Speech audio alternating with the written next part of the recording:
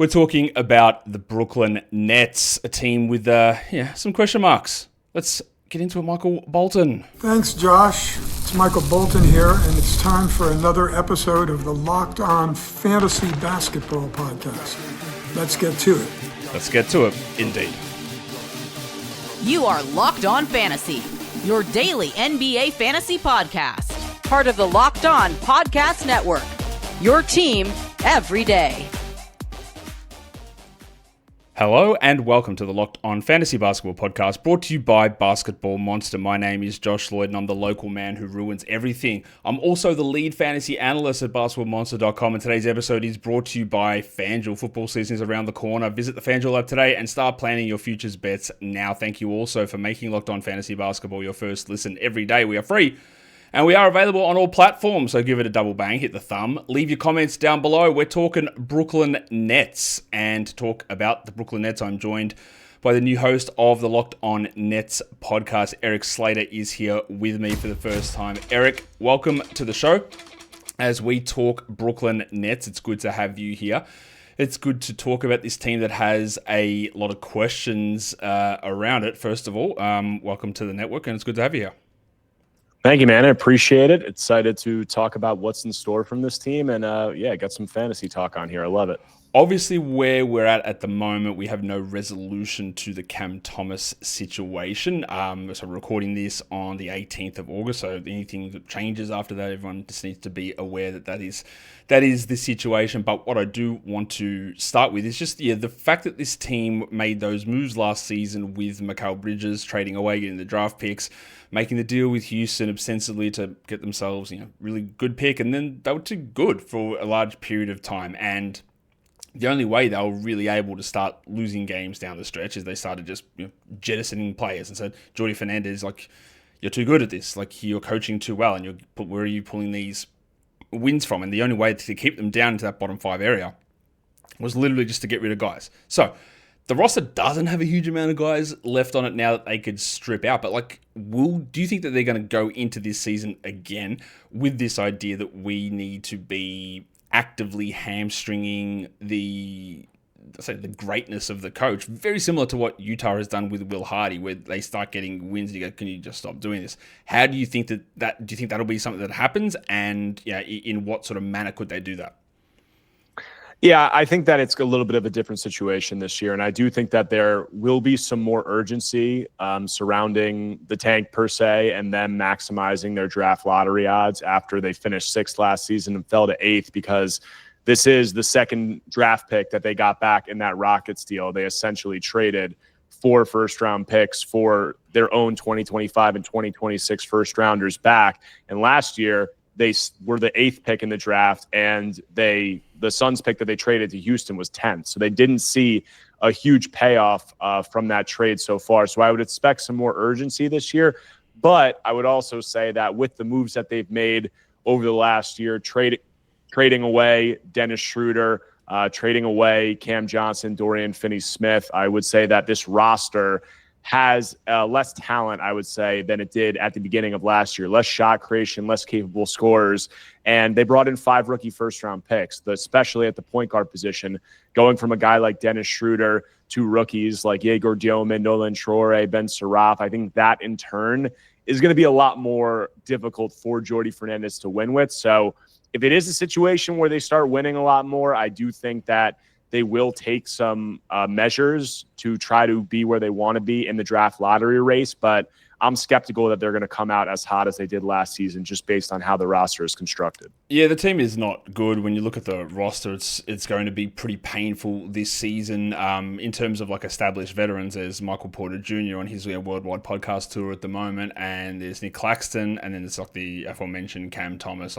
Who knows what's happening there? But none of those guys are apart from Porter, but those other guys aren't established as strong, leaders or guys dragging teams to win. I do want to talk about Claxton a little bit here, because to me, if they are going to move on from somebody, or they are going to say, well, we need to get rid of somebody, he would probably be that guy with maybe some appeal. Although, I don't know, it was a weird season from Nick last season. How many ejections, flagrant fouls did he go? I feel like he led the league in flagrant fouls. He just seemed frustrated all season.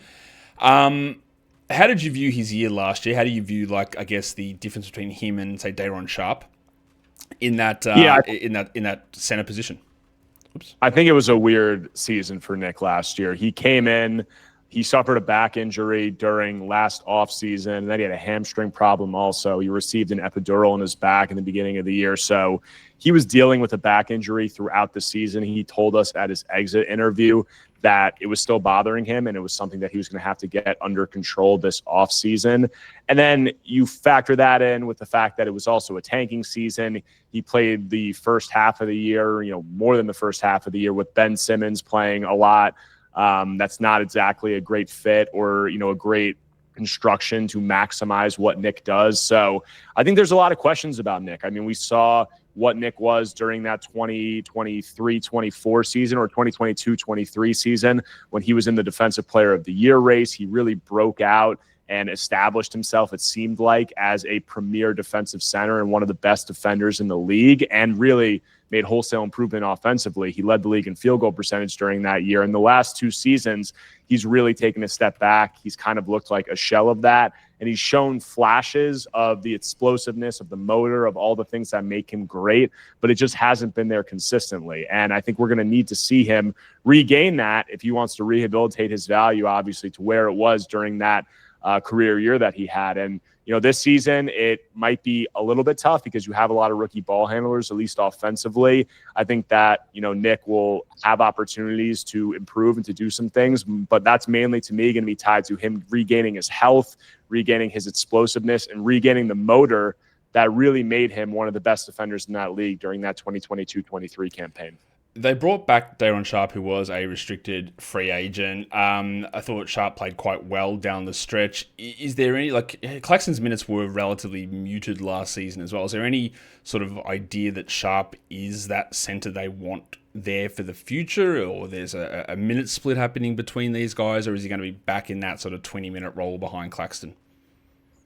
I would expect Nick Claxton to start the year to be the starting center. I don't think there's any doubt about that. The Nets gave him a near $100 million contract. Now, they had to spend some money. They front-loaded the contract, so it was kind of to their benefit. But still, when you pay a player that amount of money, you're going to feature him as the starting center. And then also, he could be a guy that they want to move forward with. He's 20. He's going to be 27 years old during this season. So he's young enough to be a part of this team's next iteration. But he also, as you said, is the player that you're most likely to point to as a tradable guy who could have some value. So them featuring him in the lineup and giving him that role, you're going to give him obviously the most minutes and the best chance to showcase himself, because maybe you're able to flip him and get something for him. You don't want to scale back his role and start playing Day'Ron, as much or if not more than him. If you're going to try to trade him as a flippable asset down the line, that would just be bad business. So I think that Nick's going to continue to enjoy a feature role. I think that Day'Ron will also have a featured role in the second unit, and I think that that's going to be the way it plays out for now. Could that change down the line?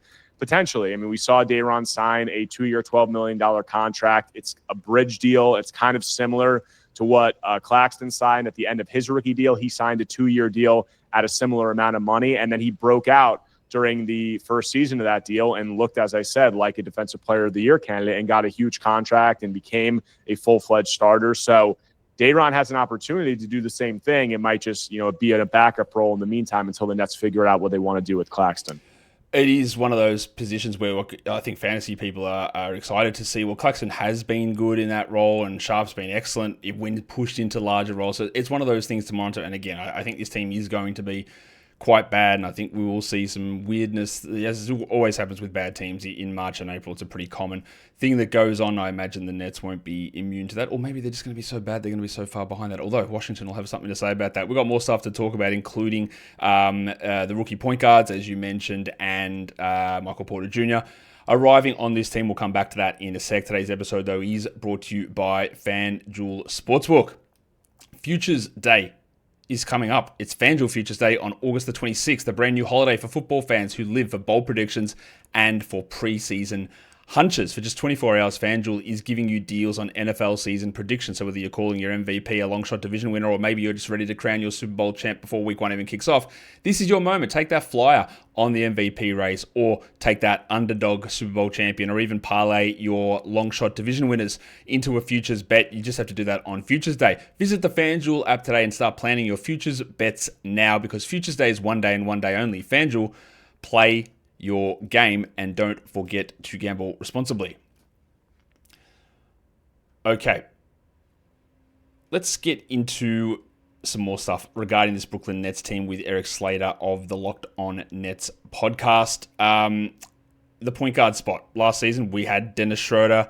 We transitioned into D'Angelo Russell. There was Ben Simmons, and Russell was minutes up and down all over the place, and they're all gone. None of them are there anymore. The only guy that played those point guard minutes really last season was Keon Johnson. He's around, but he's also not really a point guard. So, like, you've already alluded to it here in terms of, talking about rookies and how bad rookie point guards can be, and they can just naturally make that team that bad. But that's just what we're doing here. We're just putting the ball in these guys' hands, and I guess seeing where it goes. I guess that's the plan.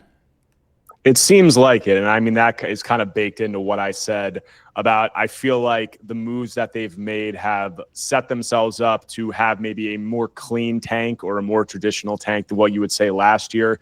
Because last year, Dennis Schroeder came out of the gate on fire. He looked like one of the best point guards in the league for the first 3 weeks of the season. And that really was the biggest part of the Nets starting out 9-10, being one of the surprises of the league and putting themselves behind the 8 ball in that tank race. So you take him out of the equation.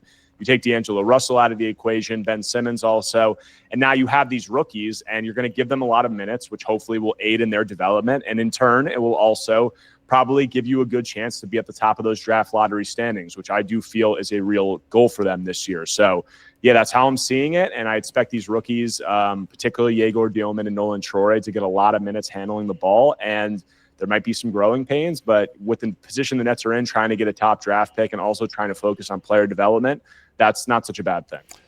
Speaking of Yegor Dioman, who, an interesting player, obviously had some really horrid shooting numbers in college, really strong passing numbers, and then we see him get to Summer League and they go, right, you're just going to be an off-ball player. Now, to me, this is going to be almost, not necessarily patient zero, but a really interesting and memorable sort of a situation to talk about when we look at Summer League numbers for players in the future, because we might come into the season and Yeoman is just playing on ball and averages 7 assists a game and shoots 20% from 3. The Nets were very, very specifically trying to do something completely different with him in those Summer League games. Do you have any sort of inkling, Eric, of, while they're trying to get him to do those different things, I don't believe that is what they want him to do when we head into the season. But do you see that they're doing that so that they can play these multiple point guards together, and they can have Traore run things, and they have Yeoman playing off ball and doing some catch and shoot stuff because he barely ran any pick and rolls in some league? Or is this just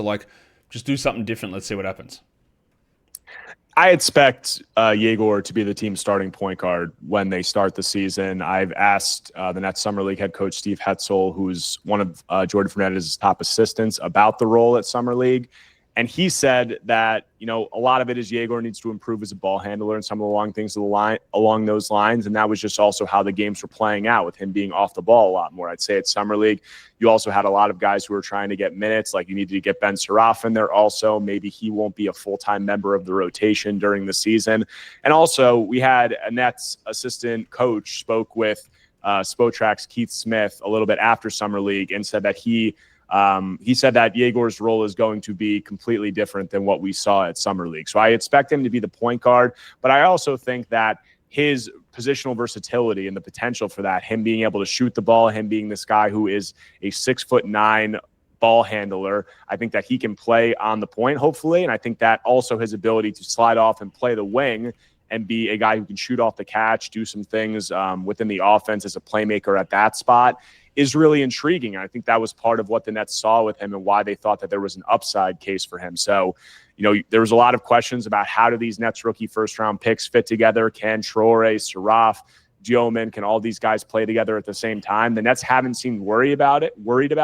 Jordy Fernandez said that he was going to make it work. And I do think that a part of that is definitely Yegor's ability to play on and off the ball, his ability to play the point or also play alongside a guy like Nolan Troy. So I would expect him to be the team's starting point guard, but I do think his size and if his shooting is what the Nets expect it to be, will lend itself to some positional versatility where he can play multiple spots. He shot almost 44% from three in the 3 summer league games that he played, but of course he averaged just like 1.3 assists. So like it's a very different sort of a style that we'd seen from Yeoman playing at BYU, and also again different to what we think it's going to be at an NBA level. The other point guard you mentioned, which who I think I actually had Nolan Traore as a higher ranked prospect on my board than Yeoman. I think that there is some real shooting upside with Traore. How did you see his summer league, and do you think that he just walks into the season? Or no, it doesn't walk. He's got to earn it, obviously. But like he used to be the favorite, I guess, to be that backup, to run that ahead of like a Ben Saraf.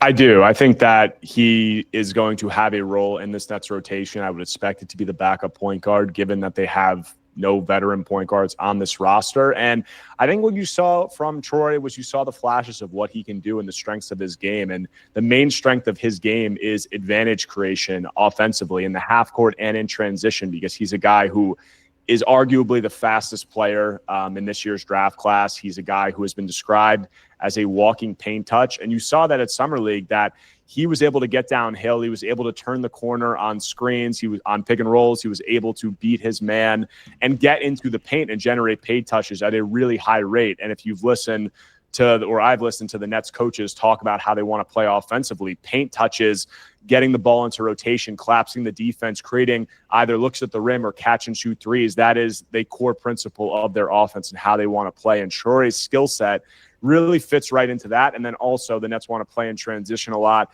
His speed, when he played with St. Quentin in France last year, he was extremely efficient finishing in transition, and also obviously has good passing ability and court vision. So I think his skill set is intriguing, and I think it lends itself a lot to how the Nets want to play and how NBA teams just want to play in general.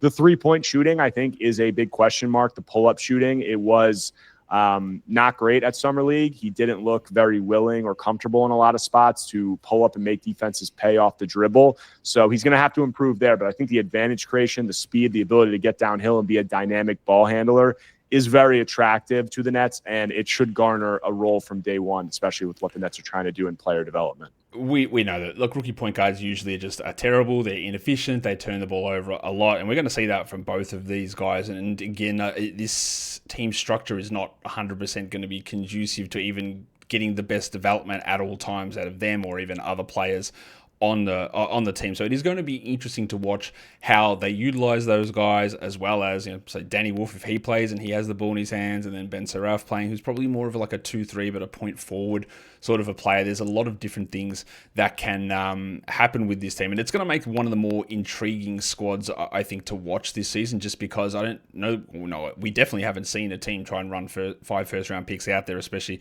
when, and running an all-rookie point guard room. We just haven't seen that sort of thing. It's going to make it really intriguing to watch. We've got a few other things to talk about with this team. Get the insight from Erik Slater here from Locked On Nets to talk about this Brooklyn Nets team, which is, again, slightly different to the one we saw last season. So I guess the question here is, we already talked about Day'Ron Sharpe, but Noah Clowney came in last season. I thought there was a big opportunity for him to get some chances to start and develop in what was not necessarily a lost season, but a season where it was about development and it was about trying to see what the young guys could do, and it didn't really happen for him. He had multiple ankle injuries. He had, let's say it this way, his game and statistical profile was completely different in year 2 versus year 1. His shot blocking numbers all dropped, even though his contest numbers were very similar. And for some reason, he just couldn't finish at the rim. I don't really know what happened with those things with Clowney. Do you have any insight as to what actually changed? Because he's a power forward / center. He shot 36% from the field, and his 2-point numbers dropped from like over 60, I think, to under 50, maybe even under 40. What was the difference there? Was he overwhelmed more by more regular minutes? Like, what happened that seemed to stall his progress? I would say it's sample size. I mean, in the rookie season, he played at the end of the year, and it was a pretty small sample size, and he showed some really encouraging two-way flashes of what he could do, but small sample size, obviously. And then last year, he played, and I think you saw a lot of the strengths and then a lot of the areas where he really needs to grow. And the main strength was, or at least the main strength offensively, was the three-point shooting. He came out really hot, was shooting close to, I think, 37% over his first 20 or so appearances on high volume, had a few, I think, 5+ make threes games, and he looked good in that respect. But then when defenses run him off the three-point line, when he has to put the ball on the floor, when he has to finish at the rim, that's a real work in progress. So the development of a secondary skill of, ball handling, of decision making when run off the three-point line, and needing to add muscle to his frame to really be able to finish at the rim and finish up and through NBA defenders, I think that those are all things that he's going to really need to work on, and they're really going to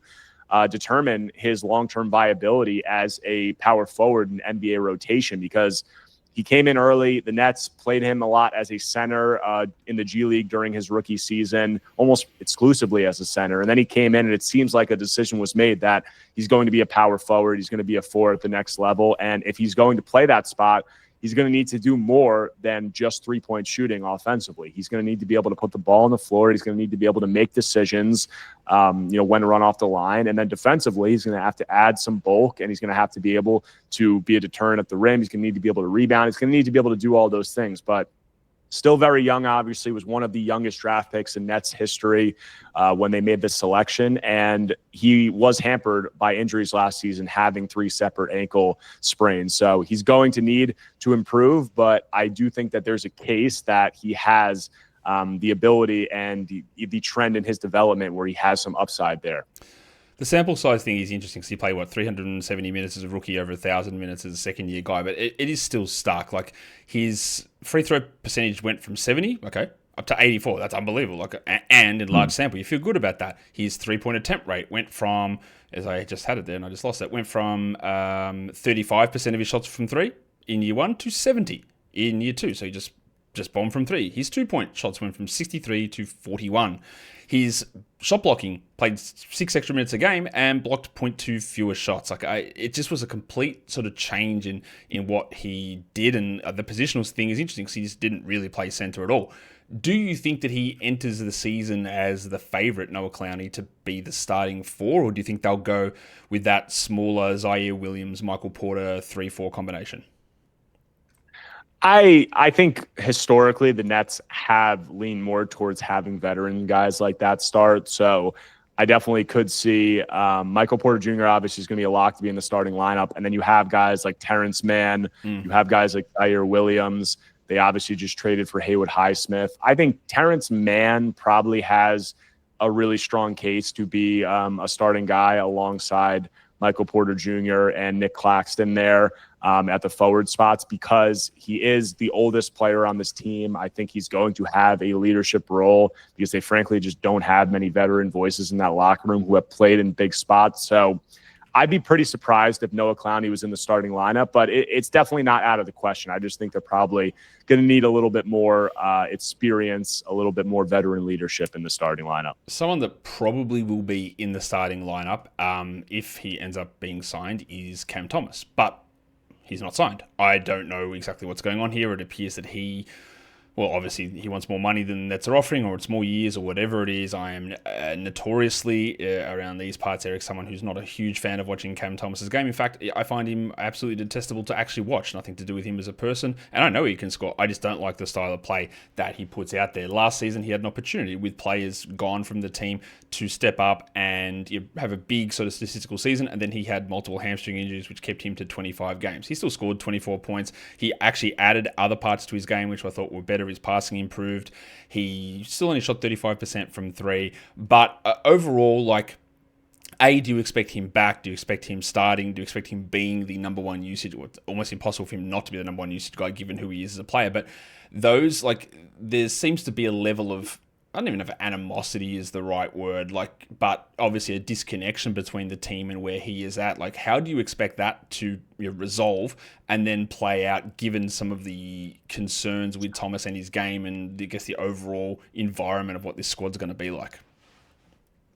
I expect Cam to be back. The big question to this point is he going to be back on a short-term contract extension, or is he going to be back on the 1-year qualifying offer? And I think that which of those he comes back on could alter his role, because if he comes back on a short-term extension, the Nets reportedly have floated him a 2-year offer, in the range of the non-taxpayer mid-level exception, which is $14 million a year. If he comes back on that deal, the Nets have him under team control for multiple seasons. They could flip him. He obviously could be a part of their future, and they have an incentive to feature him and try to build him up as an asset. If he signs the 1-year, $6 million qualifying offer, he's going to be an unrestricted free agent next offseason. He also has veto rights on any trade that the Nets would make with him. So usually when somebody signs that qualifying offer, it is a signal that they are going to be done with the team after that season. And it also is much harder to trade that player. So if he signs that, it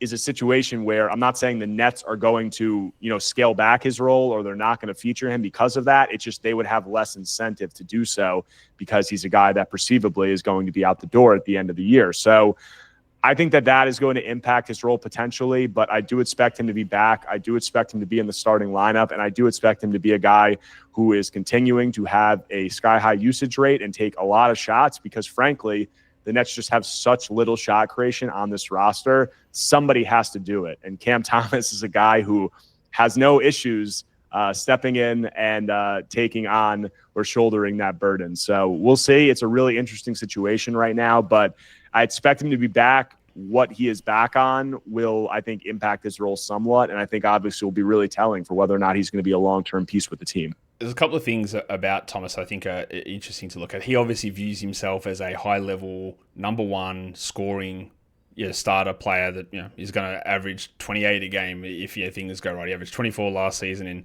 31 minutes. I think he thinks he could probably do more. I think there are a couple of interesting scenarios with him this season, and all the contract stuff you laid out is correct. I think the other thing is, like, if he was to sign the qualifying offer, yes, he has trade veto rights, but I would imagine that he'd be like, just get me out of here. Like, I'm okay, like, to get me out of here at any point here, because that obviously we're not coming to agreement. And the fact that it would get to a stage where he's signing a qualifying offer means to me that in negotiations, the Nets have said, we want you here. We think you're going to be a really valuable 25-minute a night six-man for us in the next 3 years as we build up to the future. And he's gone, absolutely not. That's how, when you're paying non-taxpayer mid-level, like $15 million a year, that's what that is. That's a sixth man. That's a seventh man for a lot of teams. That's Terrence Mann. That's that sort of money. And I would imagine that if he rejects that, takes the qualifying, he'd be like, good, get me out of here, because if they don't think that I'm this guy, I'm going somewhere else that might at least have a chance for me to be that guy. So while there is a risk of that being not tradable, I think he would be very much happy to waive that no trade, because let's also be honest, Eric, like, what other team situation is going to be worse from a team perspective? Not many of them around. Plus, if he's already had that discussion, they've said, we don't think you're this guy, then he's like, well, you don't think I'm that guy. That's okay. We'll see you later. So I think there is a worry to me. I do agree that he's going to start and play minutes, but I could also see them saying, okay, well, we don't necessarily have you long-term, or we view you as this bench piece, and we can play Terrence Mann, Zaire Williams, Michael Porter Jr. as the 2, 3, and the 4, and you come off the bench and play 28 as a bench guy, and they just see that is, if he's going to be on the team, that's going to be his role. It is tough, again, because they don't have that level of creation, but I'd be pretty shocked if they viewed him as a number one piece moving forward.